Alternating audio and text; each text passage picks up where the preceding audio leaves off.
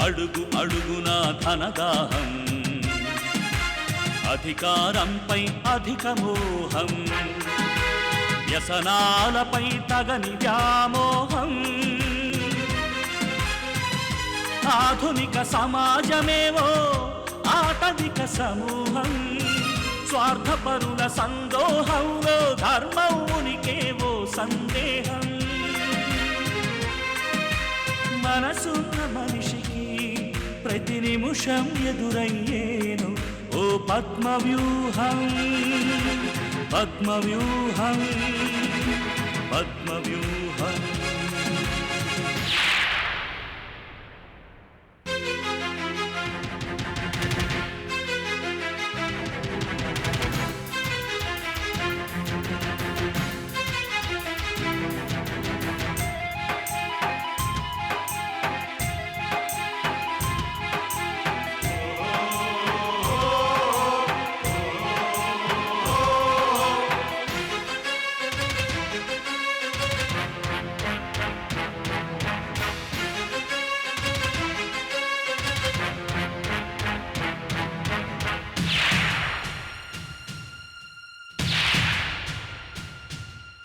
ప్రతి కదలిక వెనుక ఓ లాభానికై చింత, అవసరం లేకుంటే అరక్షణమైన నిలువరు నీ చెంత.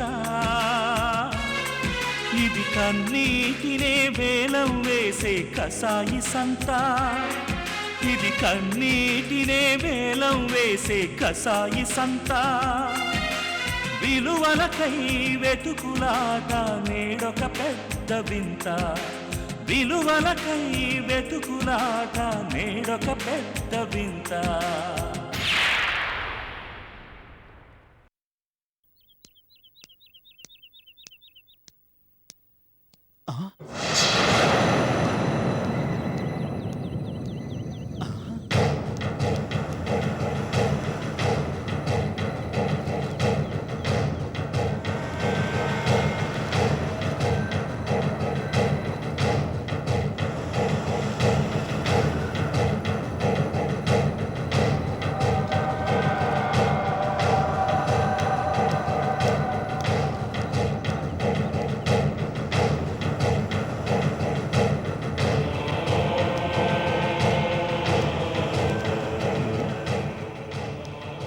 నారాయణ,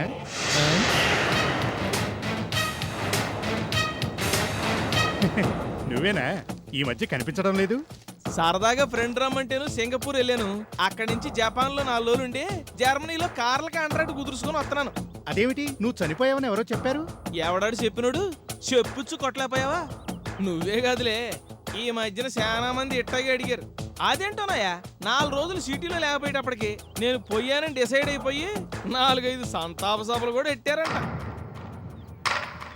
అయితే నువ్వు ఇంకా బతికే ఉన్నావు అన్నమాట. కనబట్టలే, అయినా నేనెక్కడికి పోతానయ్యా? కాకపోతే ఇవాళ ఎక్కడ ఉంటాను, రేపు ఎక్కడో ఉంటాను. ఇందుగలడందు లేడని సందేహం వలదని ఈ నారాయణ ఎక్కడ పడితే అక్కడ ఉంటాడు. నువ్వేం మారలేదు నారాయణ. గెటప్ మారలేదు, పాత సెటప్ మొత్తం మార్చేసాను. ఇప్పుడంతా పారన్ సెటప్. రేసులకు వెళ్తున్నావా? బోలేటోడువే, అదెట్టా మానేస్తానయ్యా? గుర్రాలంటే మనకి పేణం కదా.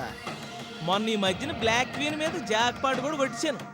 హలో, నెక్స్ట్ టైం ఈ నారాయణతో ఇంత క్లోజ్గా మాట్లాడటం కుదరదు. ముందుగా అపాయింట్మెంట్ తీసుకుని మాట్లాడాలా. అబ్బా, మరి తొందరలోనే మనం సాఫ్ట్వేర్ కంపెనీ ఎట్టబోతున్నాం. కార్లు, కార్పొరేట్ ఆఫీసు, ఆఫీసర్లు, ఇంజనీర్లు, అబ్బో చాలా కథ ఉందిలే. బిల్గేట్స్ కి మనకి పెద్దగా తేడా ఉండదు. అట్టా సెటప్ చేశాను. ముందు క్వార్టర్ తీసుకో, మందు వేసుకుంటా వెళ్తా మాడుకుందాం. క్వార్టర్కి డబ్బు లేదే. మరి అదే తొందరపాటు అంటే. ఎయ్యినట్టుందయా, సిల్లర్ లేక అడిగాను. అవును, మన కుర్రోళ్ళు ఎవరన్నా ఉంటే చెప్పు, మన కంపెనీలో ఇట్టించేద్దాం. నెలకి 40,000 జీతం. ఎవరో ఎందుకు, మావాడే ఉన్నాడు. అవునా? మరి చెప్పవే. అయితే క్వార్టర్ వద్దు కానీ ఫుల్ బాటిల్ తీసుకో. మీ ఓడికి జాబ్ గ్యారంటీ అయ్యా. నువ్వు వెళ్ళి మీ అబ్బాయిని పంపించు. ఎల్లవయ్యా, కాదా చెప్తా. ఆ మాట, నడక, ఆ స్టైలు అంతా నారాయణే. మరి వీడి నారాయణ అయితే చచ్చి నారాయణవుడు, చచ్చినవాడు నారాయణ అయితే బతికున్న ఈ నారాయణవుడు. ఓర్ నాయన, ఈ విషయం వెంటనే రాజేష్ గడికి చెప్పాలి.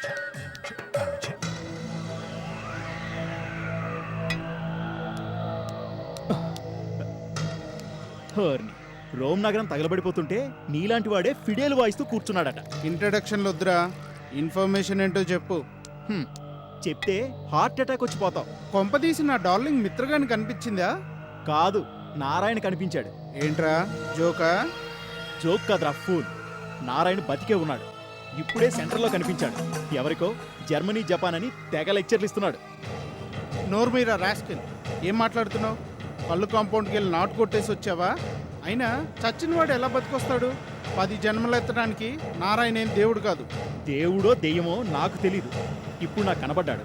నారాయణ అవునో కాదో అని డౌట్ వచ్చి కాసేపు వాడి కనబడకుండా ఓ పక్క నిలబడి చూశాను. ఆ గెటప్ సెటప్ అంతా నారాయణే. నువ్వెవరిని చూసి ఎవరనుకున్నావు? నేను చచ్చినా నమ్మను. నమ్మకపోతే నీ కర్మ. నారాయణ నిన్నంత తేలిగ్గా వదలడు. నువ్వు నమ్మినా నమ్మకపోయినా నారాయణ బతికే ఉన్నాడు, అందులో అనుమానం లేదు. సర్లే, నువ్వు ఈ విషయం నాకైతే చెప్పావు గానీ బయట ఎక్కడా చెప్పకు. నారాయణ బతికే ఉన్నాడని తెలిస్తే కృష్ణేశ్వరరావు మనకి పైసా కూడా ఇవ్వడు. ఆయన దగ్గర నుంచి డబ్బు వచ్చేదాకైనా కామ్గా ఉండు. నారాయణ కనిపించడం ఏమిటి? నాన్సెన్స్. అదే ఆలోచనలో ఉండి వీడికి అందరూ నారాయణలా కనిపిస్తున్నారా?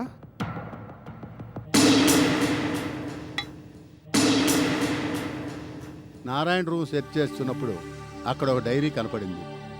అందులో 5+5 అని ఒక ఈక్వేషన్ ఉంది. అది నాకు పెద్ద పజిల్ అయిపోయింది. 5+5 అదేం కోడ్ సార్? అది నాకు అర్థం కాలేదు. అతను రేసులు కడతాడు కాబట్టి అవి గుర్రాలకు సంబంధించిన నంబర్లేమో అనుకున్నాను. కానీ ఈ అగ్రిమెంట్ చూసిన తర్వాత ఆ మిస్టరీ వీడిపోయింది. 5+5 అంటే 5 లక్షలు ప్లస్ 5 లక్షలు ఈజ్ ఈక్వల్ 10 లక్షలు. అది సంగతి. అంటే ఆ అమౌంట్ అతను ఎవరికైనా బాకీ ఉన్నాడా? ఆ విషయంలో ఏమైనా గొడవ పడ్డాడా?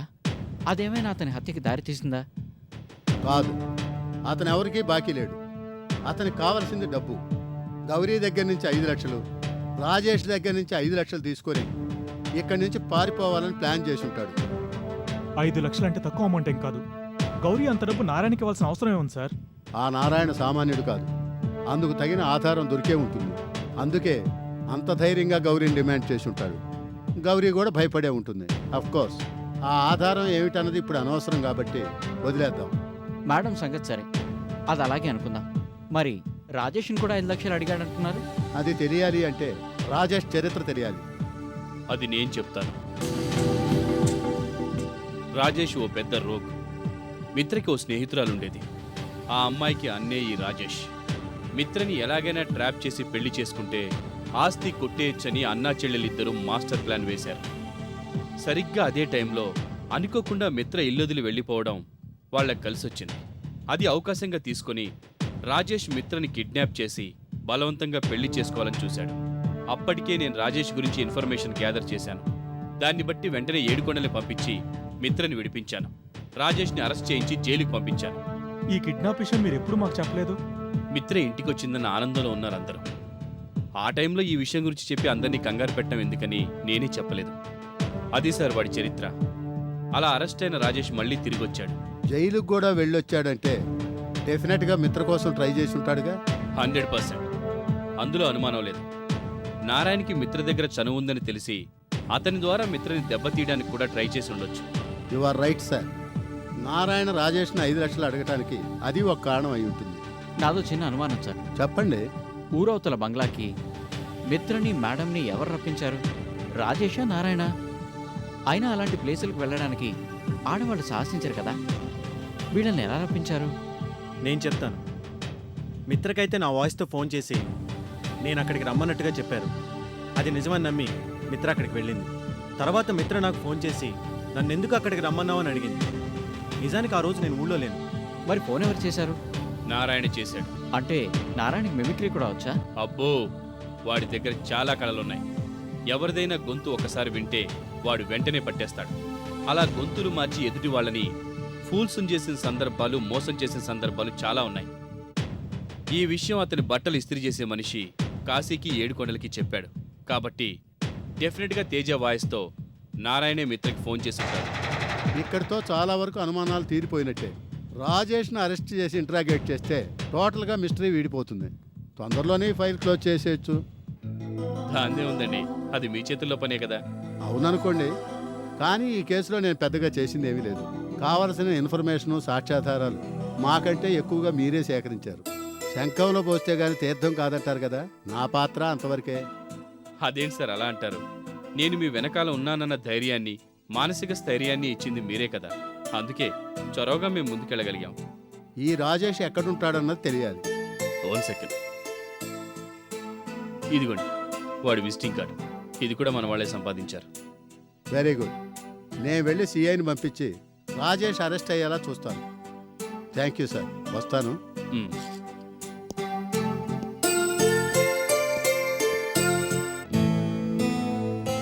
మీకు నేను థ్యాంక్స్ చెప్పుకోవాలి సార్. దేనికి వర్ధన్? మా కోసం ఇంత శ్రమ పడ్డారు. ఇప్పుడు ఈ కేసులో నుంచి గౌరీ బయటపడుతుందనే నమ్మకం కలుగుతోంది సార్. మనకు కావాల్సింది కూడా అదే కదా వర్ధన్. అంతా మంచి జరుగుతుందని ఆశిద్దాం. ఏంటోనమ్మా, ఆ గౌరమ్మ గారిని చూస్తుంటే గుండె తరుక్కుపోతోంది. ఎట్టా ఉండేవారు ఎట్టా అయిపోయారు. మొన్నటి వరకు బాగానే ఉన్నారు కదా. బయటికి చెప్పుకోవడం లేదు గాని వచ్చిన దగ్గర నుంచి బాధపడుతూనే ఉన్నారు. ఊరు పేరు లేని నాలాంటోళ్ళు జైల్లో ఉన్నా ఎవ్వరూ అడగరు. డబ్బున్నోళ్ళు, పెద్దింటోళ్ళు, పరువుతో బతికినోళ్ళు జైలుకొస్తే సగం ప్రాణం పోయినట్టే గదమ్మా. డబ్బుంది, కావలసినంత బలగం ఉంది, అన్నీ ఉండి దర్జాగా రాణిగోర్లో బతకాల్సినోరు ఇక్కడికి రావడమేంటమ్మా? కర్మంటే ఇదే. నిజమే అనుకో, అయినా ఆవిడికి శిక్ష ఏం పడలేదు కదా. కేసు నడుస్తోంది. సరైన సాక్ష్యాలు, ఆధారాలు దొరికితే నిర్దోషిగా బయటకొచ్చే అవకాశం కూడా ఉంది. కేసు కంటే ఎక్కువగా కూతురు గురించి ఎక్కువ బాధపడుతున్నారమ్మా. కూతురంటే పంచ ప్రాణాలు. ఎక్కడికెళ్ళిపోయిందో ఏమైపోయిందోనని బెంగ పెట్టేసుకున్నారు. ఆ బాధతో అన్నం కూడా తినడం మానేశారమ్మా. నేనే బలవంతంగా 4 ముద్దలు తినిపించేదాన్ని. ఇప్పుడు అదీ లేదు. రాత్రులు నిద్ర కూడా పోరు. అట్టాగే కూర్చుంటారు. ఏటో సూత్తుంటారు, ఏదో ఆలోచిస్తుంటారు. బాగా నీరసించిపోయారమ్మా. కళ్లల్లో ప్రాణాలెట్టుకుని బతుకుతున్నారు. నేను చూడలేకపోతున్నానమ్మా.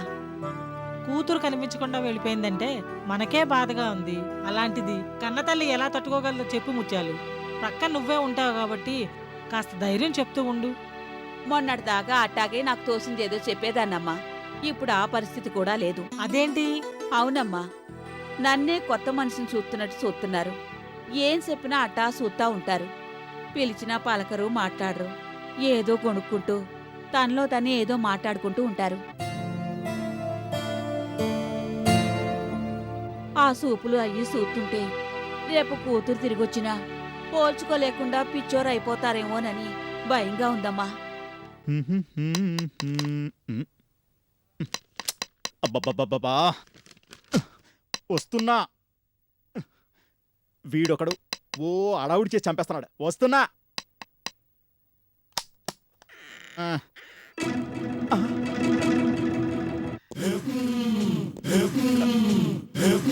నమస్కారం సార్. ఏంటి సార్ ఇలా వచ్చారు? ఎవరు కావాలి సార్? నువ్వే కావాలి. అది సూపర్ హిట్ సినిమా సార్. ఏరా జోకులేస్తున్నావా? చెప్పు, నీ ఫ్రెండ్ ఎక్కడా? తెలీదు సార్. వాడు లోపలున్నాడేమో వెతకండి. చెప్పరా, ఇప్పుడు చెప్పరా. నీ ఫ్రెండ్ ఎక్కడా? తెలీదు సార్. ఎక్కడికి వెళ్ళాడు? తెలీదు సార్. ఎప్పుడు వస్తాడు? నిజంగానే తెలీదు సార్ నాకు. అయితే చెప్పవన్నమాట. సార్, లోపల ఎవరూ లేరు సార్. వాడి సంగతి తర్వాత చూద్దాం. ముందు వీడిని జీపెక్కించండి. సార్, వీడిని ఇరగదీస్తే వాడు నాకు ఎక్కడున్నా నిజంగా దిగొస్తాడు. సార్. నడవరా. సార్, పదరా రాసుకే. పద. సార్, జీపెక్కు. సార్, నన్ను వదిలేయండి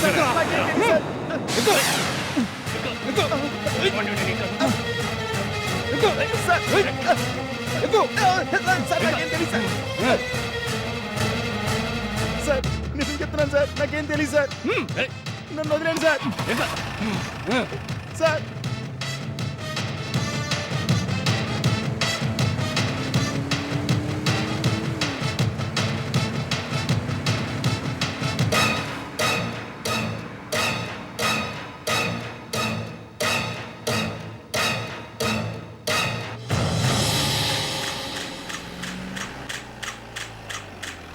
జీ బాబు, శ్రీనాథు ఓ సిగరెట్ తీసురా. అలాగే సార్.